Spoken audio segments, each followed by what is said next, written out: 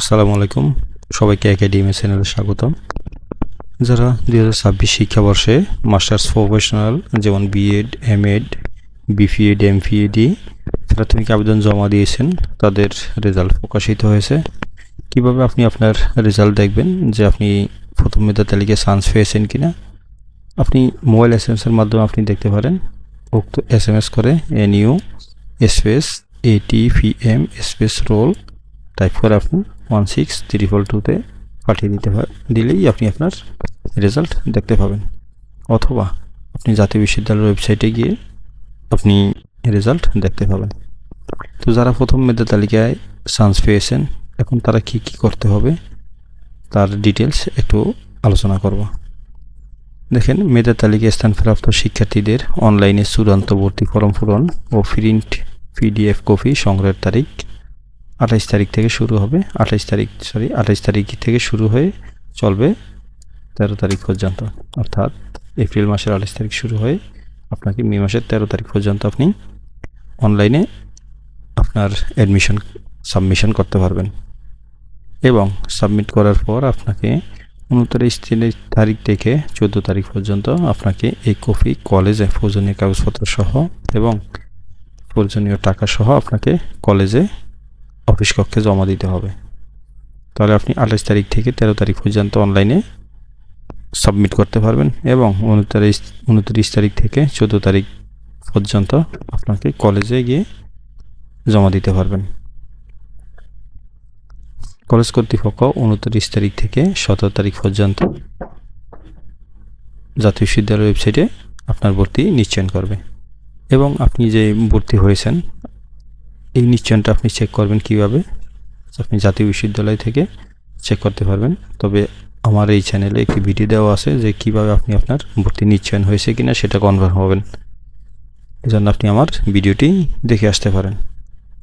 তো এইটাই ছিল মূলত যারা প্রথম মেধা তালিকায় চান্স পেয়েছেন তারা 13 তারিখের মধ্যে অনলাইন থেকে অবশ্যই আপনি সাবমিট নিয়ে PDF কপি প্রিন্ট করে প্রয়োজনীয় কাগজপত্র সহ আপনি কলেজে জমা দিবেন।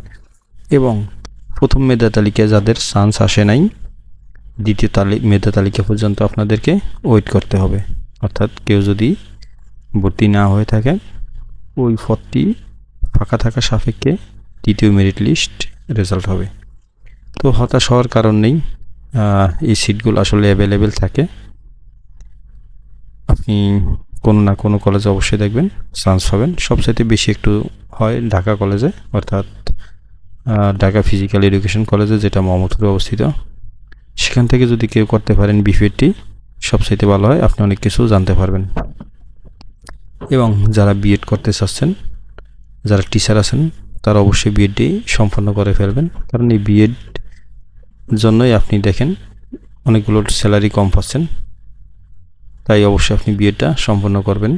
আদারওয়াইজ যারা শিক্ষার্থী মনে করেন যে আপনি ভবিষ্যতের জন্য করে রাখতে চাচ্ছিলেন, তবে প্রাথমিক আবেদন যদি আপনি করে থাকেন তাহলে অবশ্যই এই বিএড কোর্সটি আপনার জন্য গুরুত্বপূর্ণ বলে মনে করি। তো আপনি কিভাবে জাতীয় বিশ্ববিদ্যালয় ওয়েবসাইটে গিয়ে আপনার যেই ভর্তি ফর্ম সাবমিট করবেন সেটা একটু দেখি আমরা। আপনি কী করবেন, সরাসরি জাতীয় বিশ্ববিদ্যালয়ের ওয়েবসাইটে চলে আসবেন। জাতীয় বিশ্ববিদ্যালয়ের ওয়েবসাইটে আসার পর এই যে দেখুন এরকম একটা ইন্টারফেস থাকবে, এরকম একটা ইন্টারফেস আপনি পাবেন। সরাসরি আপনি এইভাবে জাতীয় বিশ্ববিদ্যালয়ের ওয়েবসাইটে চলে আসবেন। আসার পরে আপনাকে যে দেখেন এখানে অ্যাডমিশন দেওয়া আছে, এই যে অ্যাডমিশন, এই অ্যাডমিশনে ক্লিক করবেন। অ্যাডমিশনে ক্লিক করার পর এখানে প্রফেশনাল আছে, তারপর আছে এখানে মাস্টার্স রোল নোটিশ। আপনি সরাসরি এখানে অ্যাডমিশনে মাস্টার্সে চলে আসবেন। আসার পরে দেখেন এই যে এখানে রেজাল্ট দেওয়া আছে প্রফেশনাল মাস্টার্স প্রফেশনাল। আপনাকে কি করতে হবে, এই যে দেখেন মাস্টার্স প্রফেশনাল 2026, এখানে অ্যাপ্লিক্যান্ট লগ ইন একটা অপশন আছে, সেই অ্যাপ্লিক্যান্ট লগ ইন আপনি ক্লিক করবেন। এখানে ক্লিক করার পর আপনাকে এরকম ইন্টারফেসে নিয়ে আসবে। ইন্টারফেসে নিয়ে আসার পর আপনি যখন অ্যাডমিশন ফর্ম জমা দিয়েছেন, সেই অ্যাডমিশন ফর্মে একটা রোল নাম্বার থাকে, অ্যাপ্লিক্যান্ট রোল নাম্বার এবং একটা পিন নাম্বার থাকে।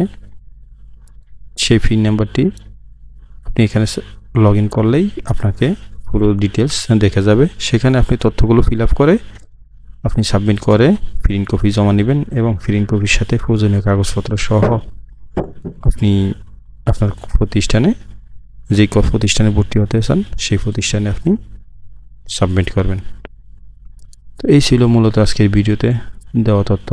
তবে কেউ যদি আমার চ্যানেলে নতুন হয়ে থাকেন এবং নতুন নতুন ভিডিও পেতে, শিক্ষামূলক ভিডিও পেতে অবশ্যই আমার চ্যানেলটি সাবস্ক্রাইব করবেন।